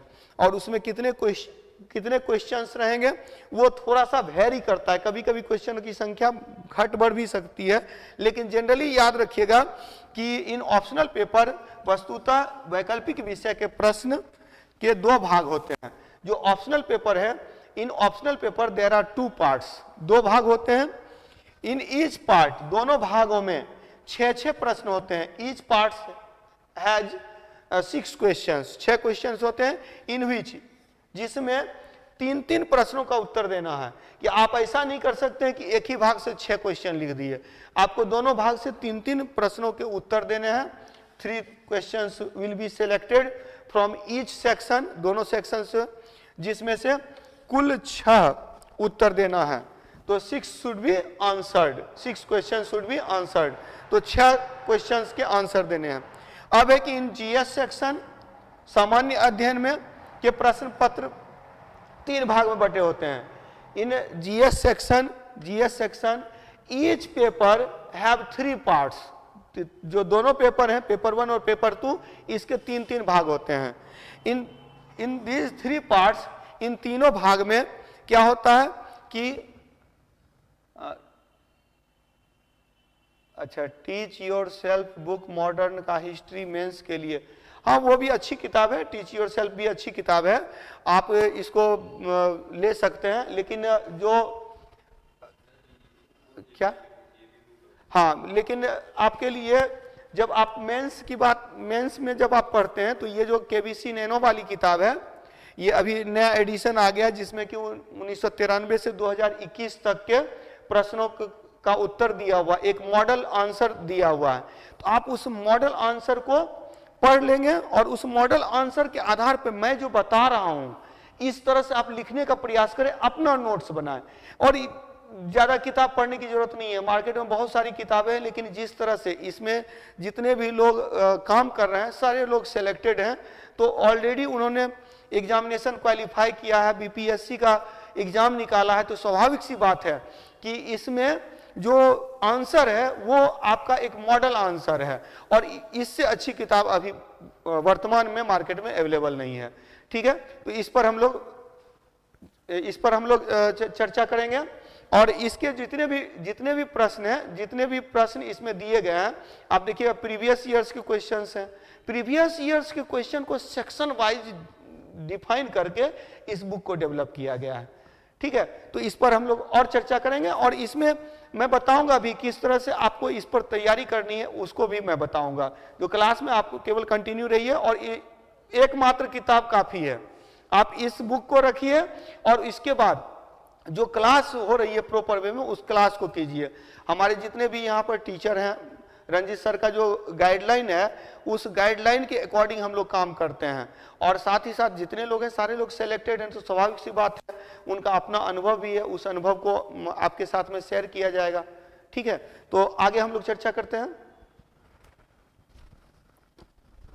तो यहां देखेंगे कि अभी तुरंत मैंने कहा था कि एक तो ऑप्शनल पेपर है, ऑप्शनल पेपर में हाँ सर, एंशिएंट और मीडिएवल की बुक, अभी हम लोग जो चर्चा कर रहे हैं, हम लोग चर्चा ऑप्शनल की नहीं कर रहे हैं, ऑप्शनल के लिए अलग क्लास होगी। अभी हम लोग जीएस की बात कर रहे हैं। ठीक है, तो रश्मि जी ने पूछा है कि एंशिएंट और मीडिएवल की बुक, और जब आप ऑप्शनल की बात करेंगे ना, तो अभी जो एक किसी ने प्रश्न किया है, रविराज ने, टीच योर सेल्फ, तो ये ऑप्शनल पेपर में वो सारा सब्जेक्ट के लिए, ऐसे केवीसी नैनो से भी आंसर राइटिंग के लिए बुक निकली हुई है जो ऑप्शनल के लिए भी है, तो वो भी आप उसको आप फॉलो कीजिए। चलिए ठीक है। और एक चीज याद रखिएगा, पहले तो आपके दिमाग में रहना चाहिए कि दोनों सेक्शन, मतलब कि ऑप्शनल में कितने क्वेश्चंस पूछे जाते हैं, 12 प्रश्न पूछे जाते हैं। तो 12 में जवाब कितने का देना है, 6 का देना है। इन ऑप्शनल पेपर जो देयर आर 2 पार्ट्स, तो ऐच्छिक विषय में, वैकल्पिक विषय में 2 भाग होते हैं। ईच पार्ट हैव 6 क्वेश्चंस, दोनों भाग में 6 प्रश्न है। There are total 12 questions, 12 questions है, out of which you have to write answer of 6 questions, जिसमें कि 6 प्रश्नों के उत्तर आपको देने हैं। एंड ईच पार्ट, जो प्रत्येक भाग है उसमें से 3 प्रश्नों के उत्तर देने हैं। तो ये ऑप्शनल पेपर है। जब हम लोग जीएस की बात करते हैं, जीएस में 2 पेपर है, पेपर 1, पेपर 2। अब जो दोनों पार्ट है, दोनों पार्ट में जो क्वेश्चंस हैं वो 3 भाग में बटे होते हैं। Questions are divided into 3 parts, 3 भाग में बटे होते हैं। अब याद रखेंगे, पेपर 1 का जो खंड 1 है, खंड 1 में देखिए 6 प्रश्नों में से 3 प्रश्न का उत्तर देना है। जो खंड 2 है उसमें से 5 प्रश्नों में से 3 का उत्तर देना है, और खंड 3 जो है उसमें 5 प्रश्नों में से 3 का उत्तर देना है। डेट मीन्स कि 3 3 6 2 8 खंड 2 में। अच्छा, इसमें से 2 का उत्तर देना रहता है, 5 में से 2 का उत्तर देना होता है। तो टोटल जो है सो 8 प्रश्नों के उत्तर देने होते हैं जो आपके जीएस वाले सेक्शन में।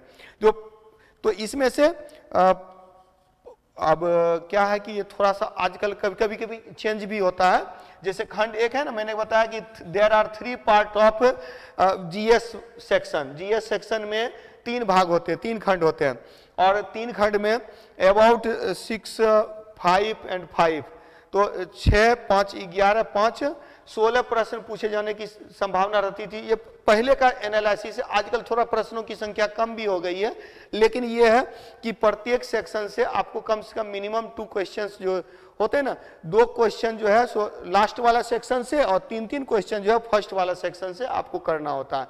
तो कुल 8 प्रश्नों के उत्तर देने होते हैं। There are 8 questions, there are more than 12 to 16 questions in GS section, out of which we have to write 8 questions, and there are 3 parts of each paper. दोनों पेपर के 3 भाग हैं, from 1 part and first and second part।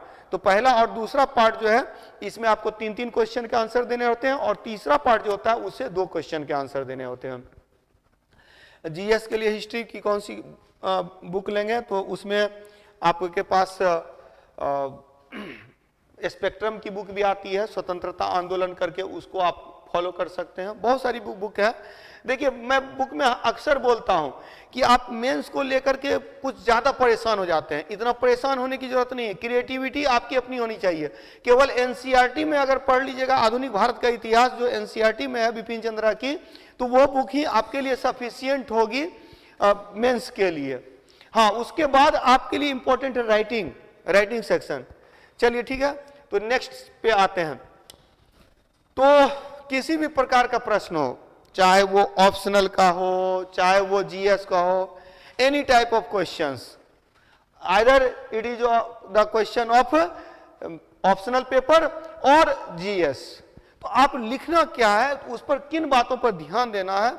तो there are some points on which you have to focus. तो आपको focus करना, देखिए पहली बात तो यह, first of all, each answer should be 3 parts. प्रत्येक उत्तर के 3 भाग होना चाहिए, part 1, part 2 and part 3।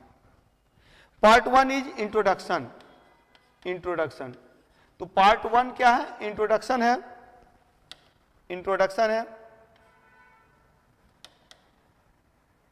Introduction. तो पार्ट 1 इज इंट्रोडक्शन। पहला जो पार्ट है वो परिचय है, भूमिका है, और सेकेंड पार्ट जो होता है वो मेन पार्ट होता है, मेन पार्ट। अब देखिए यहां पर ये मतलब नहीं है कि इसको आप 3 ही पैरा में लिख देंगे। There are 3 part of answer, not 3 para of answer. मतलब कि 3 पैरा नहीं है, यहाँ पे याद रखना है कि जब आप आंसर लिखते हैं तो आंसर के 3 भाग होने चाहिए। रेगुलर क्लास का टाइम, रेगुलर क्लास का टाइम आप ग्रुप में होंगे तो आपको जानकारी दे दी जाएगी, और प्लस ये रिकॉर्डेड वीडियो भी रहता है, तो आप लाइव में भी आ सकते हैं और साथ ही साथ रिकॉर्डेड भी देख सकते हैं। तो आपको मिशन 50 के ग्रुप से जुड़ के रहना होगा। तो मिशन 50 के ग्रुप से आप जुड़े हुए हैं तो जानकारी दी जाती है, और प्रत्येक दिन अपडेट कर दिया जाता है। तो आप मॉर्निंग आवर में देख लीजिए, इवनिंग में क्लास की टाइमिंग इवनिंग में ही रहेगी, और इवनिंग में जो क्लास की टाइमिंग है एक्चुअली क्या होता है कि हम लोगों के ऑफिसेस होते हैं, तो वो ऑफिस आवर के बाद ही हम लोग क्लास ले सकते हैं। और साथ ही साथ जो कुछ लोग हैं जो अभी छुट्टी में अगर पटना में अवेलेबल रहते हैं तो उन लोगों की क्लासेस जो है सो 5 बजे के पहले हो सकती है, अदरवाइज क्लासेस जो होगी वो 5 बजे के बाद ही होगी। आफ्टर 5 PM क्लासेस होगी। तो रेगुलर का टाइम यही है। शाम का टाइम आप दिमाग में बैठा लीजिए कि 3 बजे के बाद से कभी भी मेंस की क्लास हो सकती है। तो 3 बजे से 8 बजे का जो टाइम है ये आप रिजर्व रखेंगे मुख्य परीक्षा की तैयारी के लिए। और पीटी की क्लासेस जो है मॉर्निंग में तो चल ही रही है, तो मॉर्निंग में उसको आप लोग रखिए। Okay, come to the point. अब हम लोग आते हैं कि मेंस में जो आंसर राइटिंग करनी है, चाहे वो जीएस का सेक्शन हो चाहे वो ऑप्शनल पेपर का सेक्शन हो, इसके 3 भाग होंगे। There are 3 parts, first introduction, second main part and third conclusion, जो ये हुआ निष्कर्ष, कंक्लूजन। तो देयर आर 3 पार्ट्स। अब यहां पर देखिए कि क्या है, कुछ धारणाएं हैं जिससे निकलना है। This is not the academic examination. यह क्या है, एकेडमिक एग्जामिनेशन नहीं है। आप लोग बीए पास नहीं कर रहे हैं और आप लोग जो है सो किस चीज की तैयारी कर रहे हैं, सिविल सर्विस की तैयारी कर रहे हैं। तो सिविल सर्विस की तैयारी कर रहे हैं तो आपको यह ध्यान में रखना होगा कि आपके क्वेश्चन का आंसर मैं बाद में देता हूं जो आप लोग क्वेश्चन कर रहे हैं। पहले ये समझ लीजिए कि देयर आर 3 पार्ट्स, 3 भाग हैं। भाग 1 में क्या है, इंट्रोडक्शन है। भाग 2 में क्या है, मेन पार्ट है। और भाग 3 में निष्कर्ष है। अब देखिए क्या होता है कि एकेडमिक एग्जामिनेशन में जब आप लोग बीए एमए की परीक्षा देते हैं तो वहां विस्तार इंट्रोडक्शन में भी काफी बड़ा लिखना होता है, लेकिन यहां सिविल सर्विस में इंट्रोडक्शन में विस्तार बहुत कम होना चाहिए। It should be less expanded, बहुत ही कम विस्तार होना चाहिए। आपको इंट्रोडक्शन में करना क्या है, it should be in brief, ये ब्रीफ होना चाहिए। एंड जो कह सकते हैं कंसाइज वे में ये बहुत सशक्त होना चाहिए, मजबूत होना चाहिए कि इंट्रोडक्शन देखने के साथ ही टीचर का मन करने लगे कि आगे पढ़ा जाए। और उसके लिए मैंने कुछ चीजें जो डेवलप की थी वो काफी हेल्पफुल रही हैं कि इंट्रोडक्शन के जस्ट आफ्टर इंट्रोडक्शन के तुरंत बाद आप एक स्ट्रक्चर अगर क्रिएट कर दें जो आगे के आंसर को मतलब संक्षिप्त में प्रदर्शित करता है, तो वो आपके लिए इंपॉर्टेंट हो जाता है। और उससे क्या होता है ना कि आपका जो आंसर होता है वो मजबूत हो जाता है। ठीक है, क्या क्वेश्चन कर रहे हैं, सर मेंस का प्रिपरेशन पीटी के बाद 4-5 महीने में कंप्लीट हो पाएगी क्या? हाँ बिल्कुल बिल्कुल बिल्कुल हो पाएगी। असली तैयारी तो अब देखिए फिर मैं बता रहा हूं, मेंस की असल में तैयारी होती ही नहीं है। तैयारी जो होती है वो तो पीटी की तैयारी होती है। पीटी में आप चीजों को विस्तार से पढ़ते हैं। अब मेंस में कुछ ही सेक्शन है जो नया सेक्शन है, बाकी आप बात करेंगे। अगर पॉलिटी की बात करें तो मौलिक अधिकार आपने पीटी में भी पढ़ रखा है, वही मेंस में भी पढ़ रहे हैं। यहां भी मौर्य प्रशासन, मौर्य काल पढ़ चुके हैं। अब Mauryan art is a part of Mauryan period, Maurya काल का एक भाग है मौर्य कला। तो अब अगर मौर्य काल आपने अच्छे से पढ़ रखा है तो मौर्य कला में भी ज्यादा दिक्कत नहीं होगी। फ्रीडम स्ट्रगल आपने पीटी में भी पढ़ रखा है तो फ्रीडम स्ट्रगल यहां भी पढ़ना है। तो चीजें आप पीटी में विस्तार से पढ़ चुके हैं, अब केवल आंसर राइट करनी है। तो आंसर राइट करनी है तो उसमें क्या है ना कि आप कैसे प्रेजेंट करेंगे वही तो मैं बता रहा हूं। और इसीलिए इसके लिए 4-5 महीने नहीं, 2-2.5 महीने काफी हैं। अगर आप कायदे से तैयारी करें तो 2-2.5 महीने में मेंस की तैयारी होती है। लेकिन अगर आप वैसे संस्थान से जुड़ जाते हैं जहां क्वेश्चन का आंसर लिखाया जाता है, आप कभी सफल नहीं हो पाएंगे, क्योंकि क्वेश्चन का जो आंसर लिखाया जा रहा है वो उनका आंसर है। मैं बार बार कहता हूं वो उनका आंसर, वो आपका आंसर नहीं है।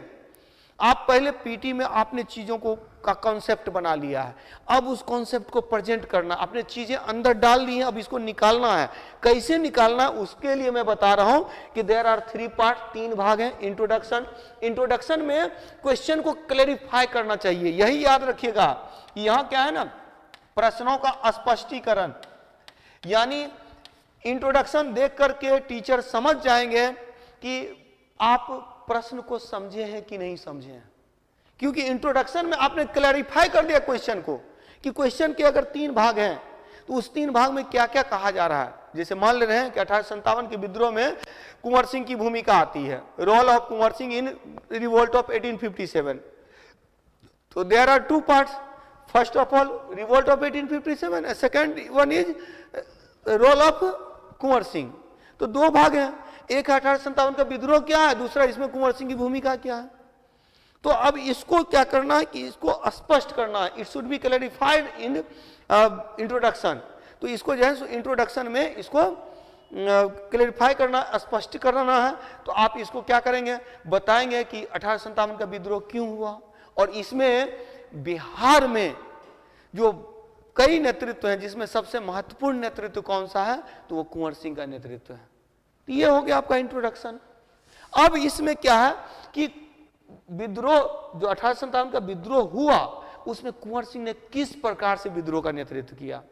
यानी पहले वो जमींदार हैं, उनका जो उनकी जमींदारी छीन ली जाती है और तब प्रतिक्रिया करते हैं, और इस प्रतिक्रिया के क्रम में वो क्या क्या काम करते हैं, यानी कि 1857 का रिवोल्ट कहाँ से शुरू होता है और किस तरह से उनके नेतृत्व में आता है, और फिर उस नेतृत्व को ये विस्तृत स्वरूप किस प्रकार से दे रहे हैं, और फिर एट लास्ट क्या हो रहा है कि इसका कुंवर सिंह का जो योगदान है, उस योगदान का इंपैक्ट क्या होता है। तो अब देखिए, तो कुंवर सिंह की भूमिका पूछा गया, तो पहले भूमिका के बारे में पूरा विस्तार से आपने बता दिया, बैकग्राउंड से लेकर भूमिका तक बता दिया। अब जब निष्कर्ष पे आते हैं, when we come to conclusion, जब हम लोग कंक्लूजन पे आते हैं, तो इन कंक्लूजन में क्या लिखना होता है, तो इसका क्या इंपैक्ट पड़ा। दैट मीन्स कि अगर कुंवर सिंह की भूमिका है तो इस भूमिका का क्या दूरगामी प्रभाव पड़ा। लोग क्या करते हैं ना, अक्सर निष्कर्ष में क्या करते हैं, समराइज कर देते हैं पूरे क्वेश्चन को। ये गलत तरीका है, आपको नंबर नहीं मिलने हैं। और इसीलिए बोला जाता है कि जो civil service, in civil services most important part is conclusion. सबसे महत्वपूर्ण भाग निष्कर्ष होता है कि आप किस तरह से क्वेश्चन का आंसर कर रहे हैं, लास्ट कैसे कर रहे हैं ज्यादातर। और बीच के भाग को कोशिश कीजिए कि जो मुख्य भाग है, अब जो नया ट्रेंड आया है, चूंकि समय कम होते हैं, लिखना ज्यादा रहता है, और प्लस आप लिखिए कम दिखाइए ज्यादा, तो ऐसे में क्या है ना कि स्ट्रक्चर बनाकर लिखने की जो कला शैली विकसित हुई है। लेकिन आप टोटल स्ट्रक्चर बना दीजिएगा तो फिर आपका प्रेजेंटेशन कहां से हुआ, एक्सप्रेशन कहां से आएगा। तो जो स्ट्रक्चर बनना है वो स्ट्रक्चर इस तरह से बनना है कि उसको आप एक्सप्लेन भी कर पाए। तो ऐसे में क्या होता है कि टीचर मेन पार्ट को स्ट्रक्चर से ही समझ जाते हैं कि हाँ इसी का एक्सप्लेनेशन होगा। स्ट्रक्चर बनाइए, उसको एक्सप्लेन कर दीजिए, स्ट्रक्चर बनाइए, उसको एक्सप्लेन कर दीजिए, क्वेश्चन भी आंसर भी लंबा हो जाएगा। और साथ ही साथ क्या होगा कि टीचर को ये ज़्यादा पढ़ने की जरूरत नहीं होगी। टीचर क्या करेंगे कि इंट्रोडक्शन को पढ़ेंगे और कंक्लूजन को पढ़ेंगे, और कंक्लूजन के बाद आपका नंबर बैठा देंगे। तो ये जो तरीका है, इस तरीका को आपको डेवलप करना होगा। क्लियर। तो इस तरह से क्या है कि आंसर के 3 पार्ट होंगे। There are 3 part of answer. First of all introduction. अब इंट्रोडक्शन के संदर्भ में थोड़ा देख लेते हैं। मैंने कुछ चीजें जो डेवलप की हैं, ये आपको अवेलेबल रहेगा, पीडीएफ फॉर्म में भी अवेलेबल रहेगा। हालांकि हिंदी में चीजें हैं और आगे जो है सो वो इंग्लिश में भी चीजें उपलब्ध हो जाएगी। उसके बाद उसको जो पीडीएफ बनाने में मैं इसको इंग्लिश में भी कन्वर्ट करने का प्रयास करूंगा। तो वैसे तो उत्तर हेतु तीनों भागों की जानकारी अधिकांश परीक्षार्थियों को होती है। तो most of the students know that there are 3 part of answer, introduction, main part and conclusion. But लेकिन क्या होता है, अधिकांश परीक्षार्थी, ज्यादातर student, most of the students are under the influence of college education और यूनिवर्सिटी एजुकेशन, जो विश्वविद्यालय के जो पढ़ाई है उसके प्रभाव में रहते हैं, या दूसरे कारणों से, अन्य कारणों के संदर्भ में क्या होता है, कुछ गलत अवधारणाएं विकसित कर लेते हैं। सम जो wrong approaches are accepted by developed by students, और इससे बचना जरूरी है। तो you have to save yourself from that approach, that wrong approach, और इसीलिए तीनों भागों की सही जानकारी का होना जरूरी है। अब जैसे भाग एक की बात करेंगे, फर्स्ट ऑफ ऑल इंट्रोडक्शन की बात करेंगे। जब हम लोग भूमिका की बात करेंगे तो भूमिका में किसी भी प्रश्न के उत्तर के लिए जो महत्व है, काफी महत्व है इंट्रोडक्शन का। मैंने क्या कहा कि introduction and conclusion are most important then main part. मुख्य भाग से ज्यादा महत्वपूर्ण ये दोनों हैं, और मुख्य भाग को आप क्या करेंगे, स्ट्रक्चर बना करके और उसको एक्सप्लेन करने का प्रयास करेंगे, तभी अच्छे नंबर आएंगे। और लेकिन इंट्रोडक्शन को भी कभी भी स्ट्रक्चर में देने का प्रयास मत कीजिएगा। इंट्रोडक्शन जब भी आप देंगे तो वो आपके एक्सप्रेशन में होनी चाहिए, that should be Inn express way. तो ये एक्सप्रेशन के वे में होना चाहिए। तो किसी भी प्रश्न के उत्तर हेतु, टू आंसर एनी क्वेश्चन, तो most important thing is introduction. जो भूमिका काफी महत्वपूर्ण है, सर्वाधिक महत्वपूर्ण है, क्योंकि यहीं से क्वेश्चन शुरू करते हैं। और सबसे बड़ी समस्या क्या होती है कि कैसे लिखा जाए। तो लिखने के लिए तो आपको तो क्वेश्चन में ही दे दिया गया है। जैसे 1857 के विद्रोह में अभी चर्चा जो किया, किनकी, कुंवर सिंह की भूमिका। तो आप लिखेंगे कि 1857 विद्रोह, तो अंग्रेजों के विरुद्ध प्रथम विस्तृत प्रतिक्रिया 1857 का विद्रोह था। यह विद्रोह बिहार में भी हुआ। तो first important agitation against, movement against British rule was revolt of 1857। It was in Bihar, it was in Bihar also, यह बिहार में भी था। एंड इन बिहार, और बिहार में इसका it was leaded by, mainly leaded by Kunwar Singh. यह मुख्य रूप से कुंवर सिंह के द्वारा नेतृत्व किया गया। वैसे तो although there were many leaders of revolt of 1857, 1857 के विद्रोह के अनेक नेता थे, किंतु 1857 का विद्रोह, but it was given specific nature, specific form by Kunwar Singh. तो कुंवर सिंह के द्वारा इसे विशेष स्वरूप प्रदान किया गया। तो ये हो गया आपका इंट्रोडक्शन। तो इंट्रोडक्शन देखिए, तो सो इट वाज कॉल्ड, इसीलिए कहा गया first impression is the last impression. जो प्रथम इंप्रेशन है, प्रथम अभिव्यक्ति है, वो अंतिम अभिव्यक्ति होती है। तो आपको इंट्रोडक्शन को इसी वे में लेना है कि first impression is the last impression, प्रथम प्रभाव अंतिम प्रभाव होता है। इसीलिए विश्वविद्यालय की तरह, like university, it should not be extended, मतलब एक्सपेंडेड। तो यह बहुत विस्तृत नहीं होनी चाहिए। It should be in brief, यह संक्षिप्त होना चाहिए, सिंपल एंड जो कह सकते हैं इसको प्रभावशाली होनी चाहिए। तो तीन चीजें यहां रखिएगा, brief, in brief, simple and effective. तो ये तीन चीजें बहुत इंपॉर्टेंट हैं कि संक्षिप्त हो, सरल हो, प्रभावशाली हो। आप क्लैरिफाई कर देते हैं बहुत संक्षेप, मैंने अभी जैसे बताया इंट्रोडक्शन में, बहुत सिंपल वे में आप लिख देते हैं। अब है कि मेन पार्ट। अच्छा, एक चीज और याद रखिएगा, भूमिका में आमतौर पर कुछ परीक्षार्थी अतिशयोक्तिपूर्ण प्रश्न की व्याख्या कर देते हैं। Some students enlarged introduction in question in introduction, question को इंट्रोडक्शन में कुछ ज्यादा ही लंबा लिख देते हैं। तो इससे बचना है, इससे बचना है, ठीक है। और कभी कभी क्या होता है कि पूरा का पूरा जो समराइज फॉर्म में भी लिख देते हैं, तो ये भी गलत है। ये दोनों both are wrong. Introduction is not the summary, एक तो इंट्रोडक्शन समरी नहीं है, दूसरा कि it should not be expanded मोर।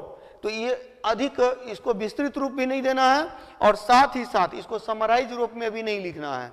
ये क्या होगा, तो भूमिका में इन इंट्रोडक्शन जनरली, सामान्यतः प्रश्न की पृष्ठभूमि को स्पष्ट करें। Background of question should be explained. तो प्रश्न की पृष्ठभूमि को एक्सप्लेन करें। और यदि प्रश्न स्पष्ट नहीं हो, if question is not clarified, अगर जो है क्वेश्चन अस्पष्ट नहीं है, तो क्लेरिफाई इट, इसको क्या कीजिए, आप स्पष्ट कर दीजिए संक्षिप्त और सशक्त तरीके से। Effective and in brief it should B clarified, तो इसको स्पष्ट करें। इंट्रोडक्शन में यही ध्यान में रखना है। अब हम लोग आते हैं मेन पार्ट पे, मुख्य भाग पे। तो मुख्य भाग में मैंने बताया कि सबसे बड़ा भाग यही होता है, मोस्ट जो बिगर part of answer is main part, जो बीच का भाग होता है ये होता है। और इसीलिए इसमें क्या है कि you have some factual knowledge, आपके पास कुछ तथ्यात्मक ज्ञान होना चाहिए, और साथ ही साथ आप आंसर राइटिंग का जो कह सकते हैं कि आपको समुचित प्रस्तुतिकरण आना चाहिए कि आप कैसे पहला भाग कैसे देंगे, दूसरा भाग कैसे देंगे, तीसरा भाग। जब मैं आंसर लिखाऊंगा ना तो मैं यही चीज बताऊंगा कि अगर ये क्वेश्चन आया तो इसके इंट्रोडक्शन में आप क्या दे रहे हैं, मेन पार्ट में सबसे पहले क्या लिखेंगे, उसके बाद क्या लिखेंगे, उसके बाद क्या लिखेंगे। जैसे अभी चर्चा हम लोग कुंवर सिंह की कर रहे हैं, तो कुंवर सिंह ने तो यहाँ पर तीन चीज है, अचानक नहीं लिखिएगा कि कुंवर सिंह ने आंदोलन किया तो वो आंदोलन, पहले आंदोलन कहाँ से प्रारंभ होता है, फिर कुंवर सिंह के नेतृत्व में किस प्रकार से आता है, फिर कुंवर सिंह ने इसमें किस तरह से इसको राष्ट्रीय रूप देने का प्रयास किया, किस तरह से लोगों का सहयोग प्राप्त करने का प्रयास किया, और फिर एट लास्ट किस तरह से लड़ते हुए मारे गए। ये जो तीन सेक्शन है, मतलब कि ये जो कई पार्ट में हम लोगों ने बांट दिया, तो सिस्टमैटिक ढंग से बटा होना चाहिए। तो मेन पार्ट में यही जरूरी है कि सिस्टमैटिक ढंग से आंसर बटा होना चाहिए। और साथ ही साथ अगर जो परंपरागत तरीके को नहीं अपनाना है, जो यूनिवर्सिटी एग्जामिनेशन में पूछा एक्सप्लेन किया जाता है, बेकार का जो विस्तार देते हैं, विस्तार देने की जरूरत नहीं होती है। चलिए ठीक है। अब एक चीज और याद रखिएगा जो बहुत इंपॉर्टेंट है, one thing is important in main part, क्या कि जब आप आंसर राइटिंग करते हैं, when you start to write answer, तो क्या होता है कि लिखते लिखते जो पैरा आपका, मतलब कि जो आपका जो क्रम है वो टूटता है। जैसे आप कोई चीज लिख रहे हैं तो लिखने के बाद वहां पर कुछ चेंजेज आ रहा है, तो जहां चेंजेज आए वहीं पर आप पैरा चेंज कीजिए, पैरा शुड बी चेंजेज। तो यही यहां पर है कि यदि वाक्य टूटता नजर आए, अगर sentence, if sentence is going to break then change the para, तो आप वहां क्या कीजिए, पैरा को चेंज कर दीजिए। ये बहुत जरूरी है। और कोई ये यूनिवर्सिटी एग्जामिनेशन नहीं है कि आप बहुत लंबा लंबा लिख रहे हैं, यहां छोटा छोटा पैरा में भी आप लिख सकते हैं। जहां सेंटेंस टूटता है आप उसको चेंज कीजिए, पैरा चेंज कीजिए, ठीक है, वो इंप्रेसिव होगा। चलिए, और एट लास्ट, अंत भला तो सब भला, तो लास्ट जो होता है वही है कि and is good then everything is good, तो वही है आपका कंक्लूजन, दैट इज निष्कर्ष, दैट इज कंक्लूजन, ये निष्कर्ष है। तो किसी भी प्रश्न के उत्तर में भूमिका के भांति निष्कर्ष का भी महत्व होता है। मैं बार बार बोल रहा हूं कि introduction and conclusion are most important part of answer in civil services examination. तो जो सिविल सर्विसेज एग्जामिनेशन है उसमें बहुत इंपॉर्टेंट है। अच्छा, एक क्वेश्चन कर रहे हैं कि इंट्रोडक्शन कितने लाइन में होना चाहिए।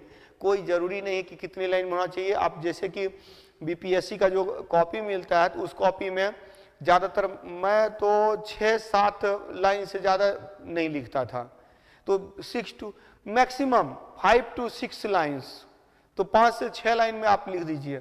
केवल क्या करना है, अगर क्वेश्चन की कोई बैकग्राउंड है, कोई पृष्ठभूमि है तो उसको डालिए, और नहीं तो जैसे मैंने अभी बताया, जैसे मान ले रहे हैं कि इन 1885 1885 में कांग्रेस वाज एस्टेब्लिश्ड, कांग्रेस की स्थापना हुई, and Congress led the Indian freedom struggle. तो कांग्रेस ने क्या किया, भारतीय स्वतंत्रता संग्राम का नेतृत्व किया। तो अगर यह क्वेश्चन आ गया कि भारतीय राष्ट्रीय स्वतंत्रता संग्राम में कांग्रेस की भूमिका पर प्रकाश डाले, तो कांग्रेस की भूमिका पर डाला जा रहा है, तो आप जब स्टार्ट करेंगे तो पहले बताएंगे कि 1857 के विद्रोह की विफलता ने भारतीयों को संगठनात्मक नेतृत्व प्रदान करने का जो एक तरह का आधार दिया, और इसी आधार पर कांग्रेस की स्थापना हुई। Congress was established.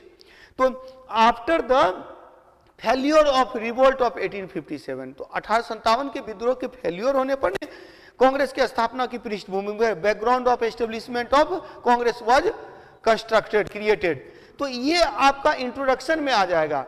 और कांग्रेस ने 3 चरणों में भारतीय राष्ट्रीय स्वतंत्रता संग्राम का नेतृत्व किया। In 3 phases Congress led the Indian freedom struggle, liberal, extremist and Gandhian. तो कितना लगा, 4 से 5 लाइन, 5 से 6 लाइन। तो 5 से 6 लाइन में आप इंट्रोड्यूस कर दे रहे हैं। क्लियर? तो इंट्रोडक्शन का बस उतना ही महत्व है कि आप क्वेश्चन को क्लैरिफाई कर रहे हैं, क्वेश्चन का बैकग्राउंड है तो संक्षिप्त में 1-2 लाइन में आप बैकग्राउंड को दे रहे हैं, तो वो आपका इंट्रोडक्शन है। और लास्ट में और मैंने बताया था कि प्रथम प्रभाव अंतिम प्रभाव होता है क्या, इंट्रोडक्शन, वैसे ही अंत भला तो सब भला। अब इसी में निष्कर्ष में कई बार क्या होता है, लोग पूर्वाग्रह से ग्रसित हो जाते हैं। कई बार क्या होता है कि लोग सारा समराइज कर देते हैं जितना लिखा है। मैं बार बार बोलता हूं, आपने इंट्रोडक्शन दे दिया है, मेन पार्ट में सब कुछ दे दिया है, सब कुछ जब बता दिया है तो कंक्लूजन में आप देंगे कि ये आंदोलन हुआ और इस आंदोलन में यानी जैसे कि कांग्रेस ने नेतृत्व किया और इसी नेतृत्व में भारतीय स्वतंत्रता की पृष्ठभूमि निर्मित हुई। ये आपका आंसर लास्ट में कंक्लूजन हो जाना चाहिए। तो निष्कर्ष क्या होगा ना कि इन्फ्लुएंस होगा। निष्कर्ष क्या होगा ना कि निष्कर्ष जो एक तो समरी निकलेगा, लेकिन उस समरी का के बाद की जो बात है, जो वो क्या इन्फ्लुएंस डालता है, उसके क्या इंपैक्ट पड़े हैं, वो आपके लिए इंपॉर्टेंट है कंक्लूजन। चलिए तो आज इतना ही रखते हैं कि आज मेंस में हम लोगों ने देखा कि किस तरह से लिखना है। तो नेक्स्ट क्लास से हम लोगों की पहली क्लास शुरू होगी। आज तो केवल इंट्रोडक्शन था, तो इंट्रोडक्शन में हमने देख लिया कि आंसर राइटिंग, इससे आपको बाकी पेपर में भी मदद मिलेगी कैसे लिखना है। हाँ, कंक्लूजन का वर्ड लिमिट एक क्वेश्चन पूछ रहे थे कि कंक्लूजन का word limit again like introduction के तरह ही कंक्लूजन भी बहुत ही संक्षिप्त में होना चाहिए। It should not be more than 4, 5 और 6 सेंटेंस। तो 5-6 सेंटेंस से ज्यादा नहीं होना चाहिए, उसी में अपनी बात को आपको रखनी है। अब डिपेंड करता है कि आप कितना छोटा लिखते हैं, कितना बड़ा लिखते हैं। तो अब अगर बहुत छोटा छोटा लिखते हैं तो 4-5 लाइन में हो गया, थोड़ा बड़ा बड़ा लिखते हैं तो 5-6 लाइन में हो जाएगा। तो बस उतना ही, उससे ज्यादा नहीं होनी चाहिए। क्लियर? चलिए, और कोई क्वेश्चन है किसी का? चलिए ठीक है, यही खत्म करते हैं। धन्यवाद।